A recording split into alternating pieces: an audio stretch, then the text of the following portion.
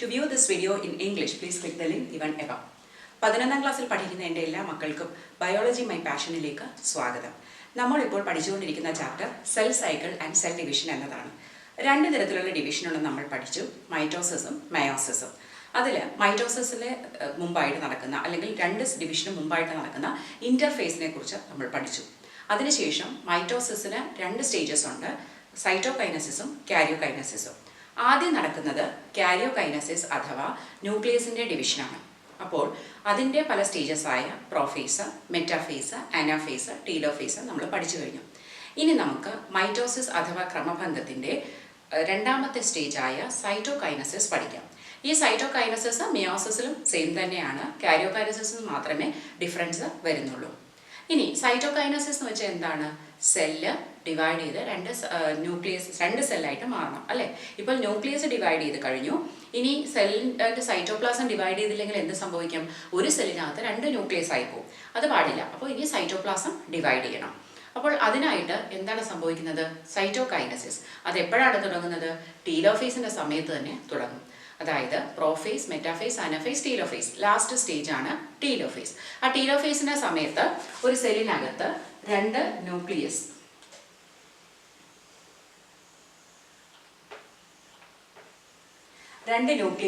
കാണും. ഇനി ഇത് ആനിമൽ സെല്ലിലും പ്ലാന്റ് സെല്ലിലും കുറച്ച് വ്യത്യസ്തമാണ്. ഈ ആനിമൽ സെല്ലിലാണ് എന്ത് സംഭവിക്കും? നമ്മുടെ ഇവിടെ രണ്ട് ന്യൂക്ലിയസ് ആയി കഴിഞ്ഞു. അതിനുശേഷം ഈ സൈഡിൽ നിന്ന് ഒരു ചെറിയ ക്ലീവേജ് ഫറോ പോലെ ഉണ്ടാവും. അതായത് ഈ രണ്ട് സൈഡിൽ നിന്ന് അകത്തേക്ക് ഇങ്ങനെ ഫോൾഡ് ആയിട്ട് വരും. അതിനെ പറയുന്ന പേരാണ് ഒരു ഫറോ. ഓക്കെ, അപ്പോൾ ഈ ക്ലീവേജ് പിന്നീട് കുറേശ്ശെ അകത്തേക്ക് വന്നിട്ട് ഡീപ്പായിട്ട് അവസാനം അവ തമ്മിൽ ചേരുമ്പോൾ ഈ സെല്ല് രണ്ടായിട്ട് മുറിയുന്നുണ്ട്. അപ്പോൾ ഇതിനെയാണ് നമ്മൾ എന്ത് പറയുന്നത്? സൈറ്റോകൈനസിസ്. ഇത് ആനിമൽ സെല്ലിലാണ് നടക്കുന്നത്. ഇനി പ്ലാന്റ് സെല്ലിൽ ഇത് കുറച്ച് വ്യത്യസ്തമാണ്. എന്തുകൊണ്ടാണ് പ്ലാന്റ് സെല്ലിൽ വ്യത്യസ്തം? കാരണം അതിന് ഒരു ഔട്ടർ എന്തുണ്ട്? ഒരു സെൽ വോൾ ഉണ്ട് അല്ലേ? സെൽ വോൾ ഈ പ്ലാസ്മ മെംബ്രെയിൻ പോലെ ഫ്ലെക്സിബിൾ അല്ല. പ്ലാസ്മ മെംബ്രെയിൻ എന്ന് പറയുന്നതാണ് ആനിമൽ സെല്ലിൻ്റെ ഔട്ടർ മോസ്റ്റ് കവറിങ്. ഈ കോശസ്തരം അതിൻ്റെ എന്തുകൊണ്ടാണ് ഉണ്ടാക്കിയിരിക്കുന്നത്? അതുണ്ടാക്കിയിരിക്കുന്നത് പ്രോട്ടീൻസും ലിപ്പിഡ്സും കൊണ്ടാണ്. അതുകൊണ്ട് തന്നെ അതൊരു ഫ്ലെക്സിബിൾ മെംബ്രെയിൻ ആയതുകൊണ്ട് അത് അകത്തേക്ക് മടങ്ങി ഒരു ഫറോ ഒന്നും ഉണ്ടാക്കാൻ വലിയ ബുദ്ധിമുട്ടില്ല. അതേസമയം പ്ലാന്റ് സെല്ലിലെ ഈ സെൽ വോൾ എന്ന് പറയുന്നത് സെല്ലുലോസും പെക്റ്റിനും കൊണ്ടാണ് ഉണ്ടാക്കിയിരിക്കുന്നത്. ഇത് വളരെ റിജിഡ് ആയിട്ടുള്ള ഒരു സ്ട്രക്ചറാണ്. അപ്പോൾ അത് അകത്തേക്ക് മടങ്ങി വരിക എന്നൊക്കെ പറയുന്നത് സംഭവ്യമല്ല.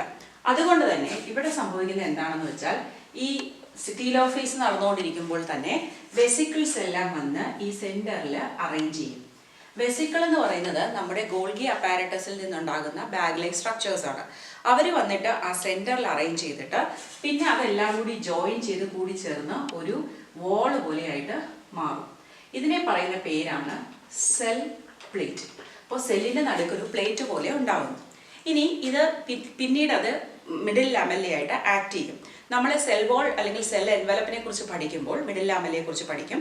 അപ്പോൾ ഈ മിഡിൽ ലാമെല്ലയായിട്ട് ആക്ട് ചെയ്തിട്ട് അതിന് സൈഡിലേക്ക് പിന്നീട് സെല്ലുലോസിൻ്റെ ഡെപ്പോസിഷനൊക്കെ വന്ന് അത് രണ്ട് കംപ്ലീറ്റ് ഒരു സെൽ വോളായിട്ട് മാറി അത് സൈഡിലേക്കും കൂടി എക്സ്റ്റെൻഡ് ചെയ്ത് ഈ സെല്ലിനെ രണ്ടായിട്ട് മാറ്റുന്നു.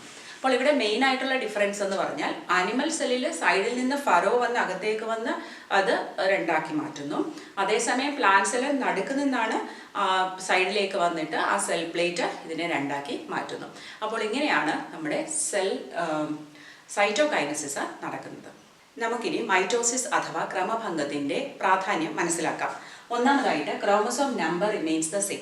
അതായത് പേരന്റ് സെല്ലിലുള്ള അതേ അല്ലെങ്കിൽ മദർ സെല്ലിലുള്ള അതേ നമ്പർ ഓഫ് ക്രോമസോംസ് ആണ് ഡോട്ടർ സെൽസിലും വരുന്നത്. അതുകൊണ്ടാണ് ഇതിനെ നമ്മൾ ക്രമഭംഗം എന്ന് വിളിക്കുന്നത്. അതെന്തുകൊണ്ടാണ്?